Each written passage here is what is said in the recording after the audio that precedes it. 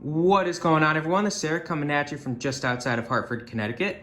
And today we're going to be looking at the East Division of the 2021 NHL season. And of course, as you know, this isn't your typical divisions. These divisions are different.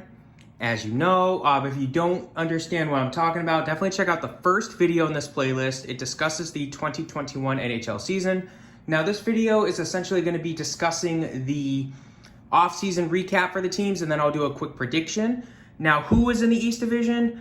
We have the Boston Bruins, the Buffalo Sabres, New Jersey Devils, New York Islanders, New York Rangers, Philadelphia Flyers, Pittsburgh Penguins, and the Washington Capitals. So we'll start off with the Boston Bruins here. And the Bruins, so they didn't have a lot of cap space to work with this offseason. They're already a good team. So their big moves were they actually just re-signed a pair of their players in left wing Jake DeBrusk and defenseman Matt Grzelcyk. They did add right wing Craig Smith from free agency. They lost a couple key players, though, notably their captain, defenseman Zdeno Chara, who's been on the team for what feels like an eternity. Defenseman Torrey Krug also left the team. And then left wing Joakim Nordstrom also left the team. So they're losing three key players, particularly on defense. Torrey Krug's going to hurt the most. But this team is still elite and ready to play. Next, we have the Sabres. And the Sabres made some surprising moves. So they added center Cody Eakin, defenseman Brandon Mortar, who actually re-signed, left wing Taylor Hall, and then they re-signed another pair of their players in left wing Victor Olofsson and right wing Sam Reinhart. And then they traded for center Eric Stahl. So Hall obviously stands out as Buffalo's biggest acquisition of this offseason. They lost right wing Wayne Simmons, right wing Michael Frolik, and center Scott Wilson.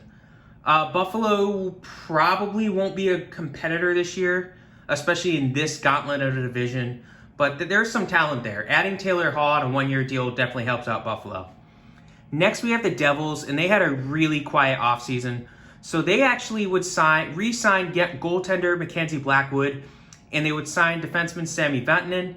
Now, they would sign goaltender Corey Crawford, but he recently announced his retirement from the NHL, so he counts as an addition and a loss. And then, of course, Corey Schneider was bought out, and he left the team via free agency. The Devils are definitely not a contender this year, again, especially in this gauntlet of the division. Next, we have the New York Islanders. And the Islanders essentially really just re-signed key players. So they re-signed center Matthew Barzal, left wing Matt Martin, defenseman Ryan Pulock, and right wing Joshua Ho-Sung. Now, I omitted goaltender Ilya Sorokin. Sorokin's a guy that a lot of fans are pumped about. He's coming from the KHL. Amazing potential for that team. They really hope that he can do great. He's one of, if not the best goaltender to play in the KHL in a long time. So there's a lot of hope for Islanders fans. Now, they did lose their backup goaltender, Thomas Greiss, and then they did also trade away defenseman Devin Tays and Johnny Boychuk, another defenseman. He retired due to a nagging injury. So the Islanders are definitely going to be competitive this year. It's basically the same team that they had last year, except, of course, you trade Sorokin for Greiss. So next, we have the New York Rangers, and the Rangers, again, relatively quiet offseason, basically just re-signing key players in defenseman Tony DeAngelo, centerman Ryan Strome, and left wing Brendan Lemieux, as well as goaltender Alexander Georgiev.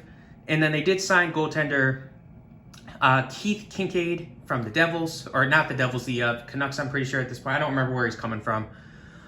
They did have the first overall pick in the 2020 draft, which they used on left wing Alexis Lafreniere.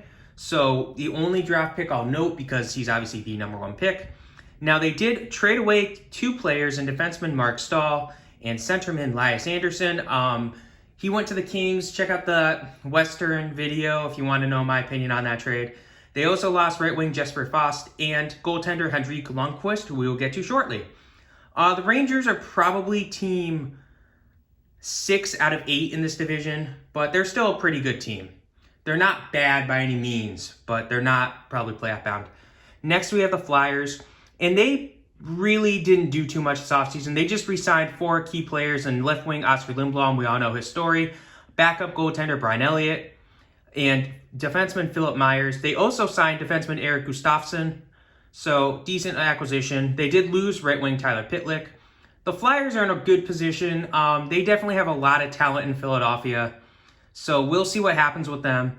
In this division, it depends on who you ask, but they're definitely one of the top 3 in this division. Next, we have the Pittsburgh Penguins. And Pittsburgh, so they just re-signed 2 players in goaltender Tristan Jarry and defenseman John Marino. They also signed defenseman Cody Ceci.